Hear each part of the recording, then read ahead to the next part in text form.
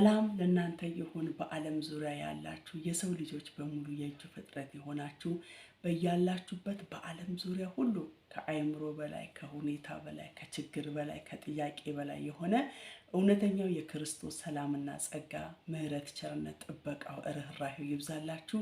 እንዴት ናችሁልኝ? ሁሉ ሰላም፣ ሁሉ መልካም። እኔ እህታችሁ የእግዚአብሔር ጸጋ ደግፎኝ የእግዚአብሔር ምሕረት በስቶልኝ ደግሞ ዛሬም እንደገና ሳይገባኝ እግዚአብሔር እድል ሰጥቶኝ ደግሞ የከበረውና ሕያው የሆነውን ቃል ፈዋሽ የሆነውን አጽናኝ የሆነውን ቃል ደግሞ እንድንማማር ቅዱስ ፈቃዱ ሆኗልና ይሄን ለፈቀደ ለእግዚአብሔር ስሙ ይባረክ። መቼም ሰው መስማትንም መናገርም የሚያደርግ የሚችለው እግዚአብሔር ስለዳነ ዮሐንስ ወንጌል ምዕራፍ 1:3 ላይ ሲናገር ምን ይላል? ሁሉ በእርሱ ሆነ ይላል፣ ከሆነውም ሁሉ አንዳችም ያለ እርሱ አልሆነም ይላል። አያችሁ፣ የሆነው ሁሉ ከማን ሆነ? ከእርሱ ሆነው። ከሆነላችሁ ከተደረገላችሁ ነገር ሁሉ አንዳችም ያለ እርሱ የሆነላችሁ የለም። እኔ እዚህ ጋር አንቆጩ የማውራቴ በሱ ነው። መቆማችን በሱ ነው። ልብስ መልበሳችን በሱ ነው። መብላታችን መጠጣታችን በሱ ነው። መውጣት መግባታችን በሱ ነው። ተንጊተን መነሳታችን በሱ ነው። ጎንበስ ቀና ማለታችን በሱ ነው። አያችሁ፣ ኢዮብ ላይም ሲናገር ማን ነው ያለ እግዚአብሔር ፍቃድ የበላ የጠጣ ተድላን ያየላል? ወገኖች አያችሁ፣ ያለ እግዚአብሔር ፍቃድ ምንም የሆነ ነገር ስለሌለ ሁሉ በእርሱ ሁሉ ለእርሱ ነውና ለእርሱ ክብርን፣ ምስጋናን፣ አምልኮን፣ ውዳሴን እናመጣለታለን። ክብር ለእግዚአብሔር ይሁን። ውድ ቤተሰቦቼ እግዚአብሔር አምላክ ዘመናችሁን ይባርከው። ሁልጊዜ ከጎኔ የሆናችሁ በጸሎታችሁ በኮሜንታችሁ እያበረታታችሁኝ ያላችሁ እንዲሁም ደግሞ በአስተያየት ከጎኔ የሆናችሁ እግዚአብሔር አምላክ በምትፈልጉበት ነገር ሁሉ ከጎናችሁ ይቆምላችሁ። የሚረዳችሁን ሰዎች የሚረዷችሁን ሰዎች እግዚአብሔር ይስጣችሁ። እግዚአብሔር በመልካም ሰዎች ይባርካችሁ። በጣም እጅግ አድርጌ ነው የምወዳቸው። ዛሬም ደግሞ አጠር ያለች እግዚአብሔር ሀሳብ እንነጋግራለን። ክብር ለእግዚአብሔር ይሁን። የእግዚአብሔር ቃል ሲመጣ ሁሌም ወገኖች ይገስጸናል፣ ይመክራል። አያችሁ፣ ለዚህ ነው ሲናገር ያዕቆብ ላይ ቃሉ መስታወት ነው ይላል። የእግዚአብሔር ቃል ምንድነው? መስታወት ነው ይላል። መስታወት ብዙ ጊዜ ራሳችንን ስናይ ፊታችን ላይ ያለችዋን ነገር ሳይደብቅ፣ ሳይዋሽ፣ ሳያሳንስ፣ ሳያበዛ በግልጽ ነው የሚነግረን። አያችሁ፣ ሰዎች ምናልባት ላይነግሩን ይችላሉ። በእኛ ሁኔታ ያለው ላይሆኑ ይችላሉ። አይ ምን ትለኛለች እንደዚህ ብላት። መስታወት ግን አይደብቅም። የእግዚአብሔር ቃልም ልክ እንዲህ ነው። ውስጣችንን ያለውን ነገር ሁሉ አይደብቅም። እውነቱን በቃ ይነግረናል። ለምን? መስታወት ላይ ያንን ፊታችን አይተን ቆሻሻ ነገር ካለ የማይመቸን ነገር ካለ ያንን ነገር እናነሳዋለን። ልክ እንደዛም የእግዚአብሔር ቃል ሰምተን ራሳችን እንድናይ ውስጣችን እንድንመረምር ያደርገናል። ስለዚህ ለእግዚአብሔር ቃል ጊዜ ሰጥተን በትኩረት በቃ በእውነት በፍርሃትና በመንቀጥቀጥ የእግዚአብሔርን ቃል ልንሰማ ይገባል። ምክንያቱም የእግዚአብሔር ቃል ሲመጣ ወገኖች ይፈውሳል፣ ያጽናናል፣ ይመክራል፣ ይደግፋል ወገኖች። ስለዚህ ለእግዚአብሔር ቃል ትኩረት እንስጥ እያልኩኝ የትነት ምክሬን እየለገስኳችሁ ዛሬ ደግሞ የምንማማርበት የመጽሐፍ ቅዱስ ክፍል መዝሙረ ዳዊት 34 ከቁጥር 9 ጀምሮ ነው እኔ ማነብላችሁ። እንግዲህ ርዕሴ ምንድን ነው የሚለው? ከክፉ ሽሹ፣ መልካምን አድርግ፣ ሰላምን ፈልጋ ተከተላትም ነው የሚለው ርዕሱ። ምንድን ነው የሚለው? ከክፉ ሽሽ፣ መልካምን አድርግ፣ ሰላምን ፈልጋ ተከተላት። ዛሬ ስንቶቻችንን ከክፉ ምንሸሸው? ዛሬ ስንቶቻችንን መልካምን ነገር ለማድረግ ምንፈልገው? ዛሬ ስንቶቻችንን እየተከተልን ያለ ነው ምንድን ነው? ክፉ ነገር ነው? መልካም ነገር ነው? ሰላምን ነው እየተከተልን ያለ ነው ወይስ ሁከትን ነው?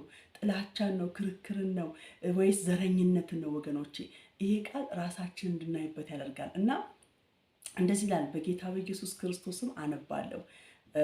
ከ9 ጀምሮ ነው ብያቸዋለሁ። መዝሙር 34 እንደዚህ ይላል።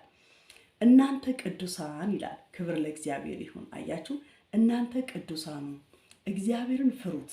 አያችሁ፣ እናንተ ቅዱሳን ማንን? እግዚአብሔርን ፍሩት፣ እርሱን የሚፈሩት አንዳች አያጡምና።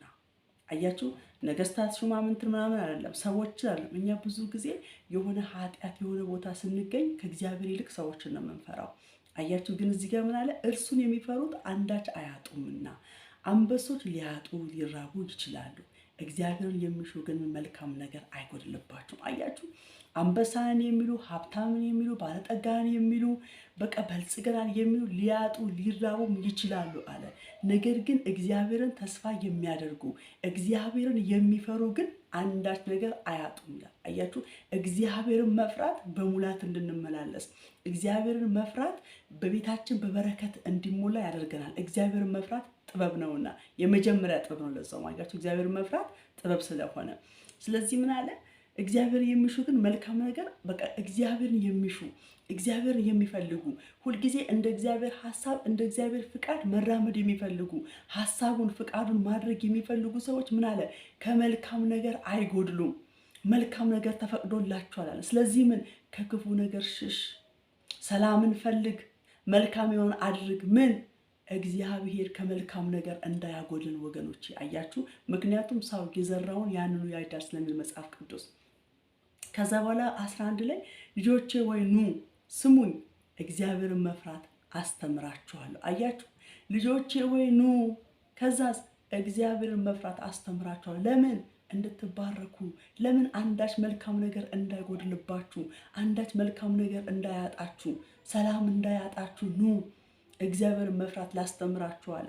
ዛሬ ስንቶቻችንን ለልጆቻችን፣ ለእህቶቻችን፣ ለወንድሞቻችን፣ ለቤተሰቦቻችን እግዚአብሔርን ፈርተን እግዚአብሔርን መፍራት የምናስተምራቸው ወገኖቼ?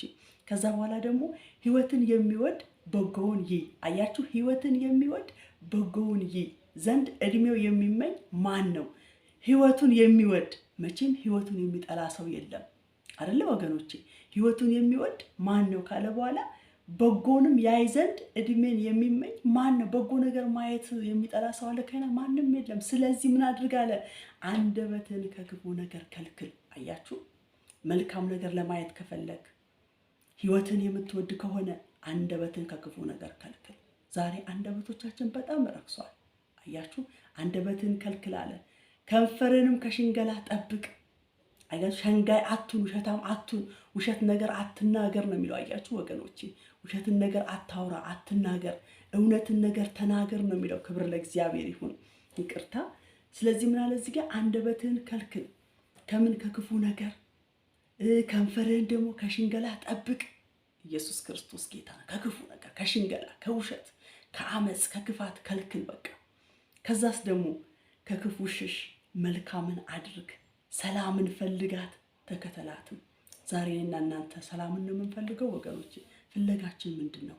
መልካም ነገር ለማድረግ ነው መሻታችን፣ ፍላጎታችን? እስቲ በዚህ ቃል ራሳችን እንፈትሽ፣ ራሳችን እንመርምር ወገኖቼ። ከክፉ ሽሽ፣ መልካምን አድርግ፣ ሰላምን ፈልጋት ተከተላትም። ሰላምን መፈለግ አለብን።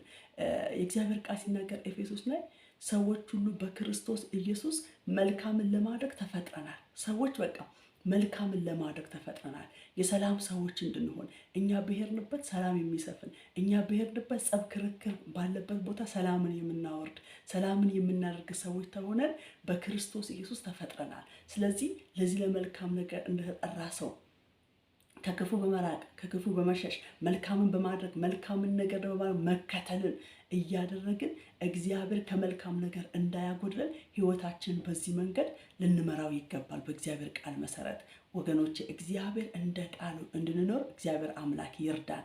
የቃሉ ብርሃን ያበራል እንደሚል የቃሉ ፍቺ ሕፃናትን አስተዋይ ያደርጋል እንደሚል እንደሰማነው ቃል አስተውለን በማስተዋል እንድንመላለስ እግዚአብሔር አምላክ ይርዳኝ። እጅግ በጣም አድርጌ ወዳችኋለሁ። የጌታ ሰላምና ጸጋ ከእናንተ ጋር ይሁን። የአብ የወልድ የመንፈስ ቅዱስ አንድነት ህብረት አይለያችሁ። ወዳችኋለሁ። ተባረኩ፣ ተከናወኑ።